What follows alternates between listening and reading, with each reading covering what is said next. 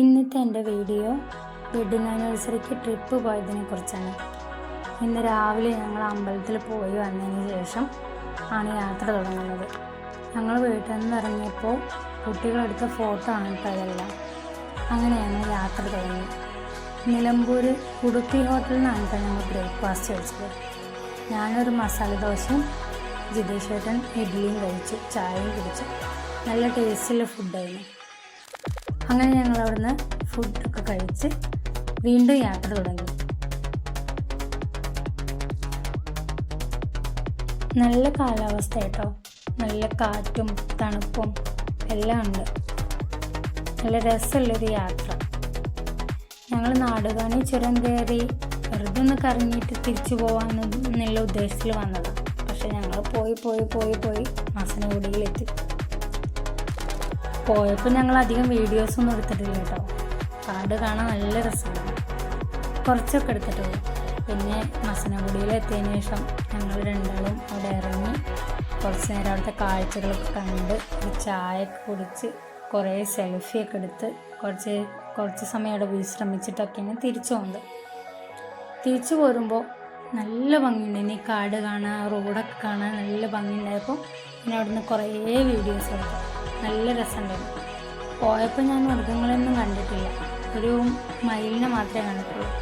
തിരിച്ചു പോന്നപ്പോൾ കുറേ മൃഗങ്ങൾ കണ്ടു, കുറേ മാനുകളൊക്കെ കണ്ടു, ഒരു കൂട്ടം മാനുകളൊക്കെ കണ്ടു, അടുത്ത് കണ്ടു.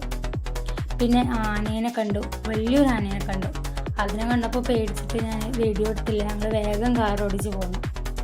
പിന്നെ രണ്ട് വലിയ ആനയും ഒരു കുട്ടി ആനയൊക്കെ നിൽക്കുന്നു. എത്ര കണ്ടാലും മടുക്കാത്ത സ്ഥലമാണ് ഇതൊക്കെ. ഞാൻ കുറേ പ്രാവശ്യത്തിൽ പോയിട്ടുണ്ട്, പക്ഷെ എന്നാൽ എത്ര കണ്ടാലും പിന്നെ കാണുമ്പോൾ എനിക്ക് ആദ്യമായിട്ട് കാണുന്ന പോലെ തോന്നും. നല്ല രസമാണ്. നിങ്ങൾ പോയിട്ടുണ്ട് ഇങ്ങനെ യാത്ര ഇതിൽ കൂടെ? പോയില്ലെങ്കിൽ പോയി നോക്കാം. ഞങ്ങൾ കഴിഞ്ഞ വർഷം വെഡിങ് ആനിവേഴ്സറിക്ക് ആദ്യമായിട്ട് ഞങ്ങൾ രണ്ടാളും മാത്രമായിട്ടൊരു യാത്ര പോകുന്നു. മക്കളില്ലാതെ ഞങ്ങൾ എങ്ങോട്ടും പോയിട്ടില്ല. അങ്ങനെ ഞങ്ങൾ കഴിഞ്ഞ വർഷം മുതൽ തുടങ്ങി വെച്ചു. ഇനി എല്ലാ വർഷവും ഇങ്ങനെ പോകണമെന്നാണ് ഞങ്ങൾ ആഗ്രഹം. നടക്കുമെന്നറിയില്ല. അങ്ങനെ തേയിലത്തോട്ടത്തിലൊക്കെ കയറി ഞങ്ങൾ കുറേ ഫോട്ടോസൊക്കെ എടുത്ത് ജിതേഷ് ചേട്ടന് വിശക്കുന്നുണ്ടെന്ന് പറഞ്ഞുകൊടുക്കുന്നുണ്ട്. എന്തെങ്കിലും കണ്ടാൽ ഞങ്ങൾ വാങ്ങിക്കാമെന്നുള്ളതിലാണ്. അപ്പോഴാണ് പൈനാപ്പിളും മാങ്ങയൊക്കെ ചോദിച്ചൊരാളതിൽ വന്നത്. അങ്ങനെ ഞങ്ങൾ പൈനാപ്പിൾ വാങ്ങി കഴിച്ചു. ഒരു ഹോട്ടൽ തിരഞ്ഞുകൊണ്ട് നടക്കുക. അങ്ങനെ ഞങ്ങൾ നാടുകാണിയിലെത്തിയിട്ടോ. നാടുകാണിയിൽ ഹോട്ടലിൽ കയറി നല്ല ചിക്കൻ ബിരിയാണിയൊക്കെ കഴിച്ച് മടങ്ങി പോകുന്ന സമയത്ത് ചുരം ഇറങ്ങിയപ്പോൾ ഞങ്ങൾ അവിടെ ഇരുന്ന് കുറച്ച് കാഴ്ചയൊക്കെ കണ്ട് അവിടെ കുറച്ച് നേരം കാറ്റൊക്കെ കൊണ്ടുപോയിരുന്നു.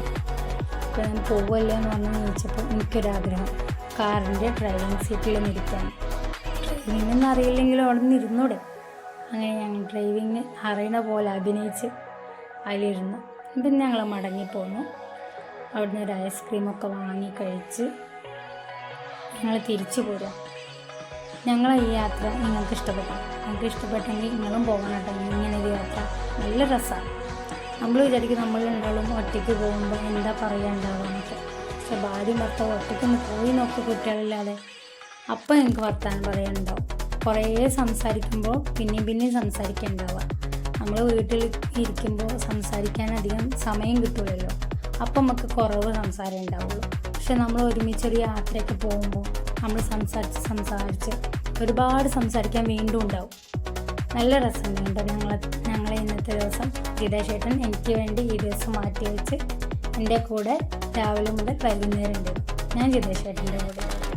നല്ല രസമുണ്ട്. നിങ്ങൾ എല്ലാവരും ഇങ്ങനെ ഒരു യാത്ര പോയിട്ടില്ലെങ്കിൽ, പോയ ആൾക്കാരാണെങ്കിൽ ഞങ്ങളെ യാത്ര ഇഷ്ടപ്പെട്ടെങ്കിൽ ലൈക്ക് ചെയ്യണം, സബ്സ്ക്രൈബ് ചെയ്യണം, ഷെയർ ചെയ്യണം. അപ്പോൾ ബൈ.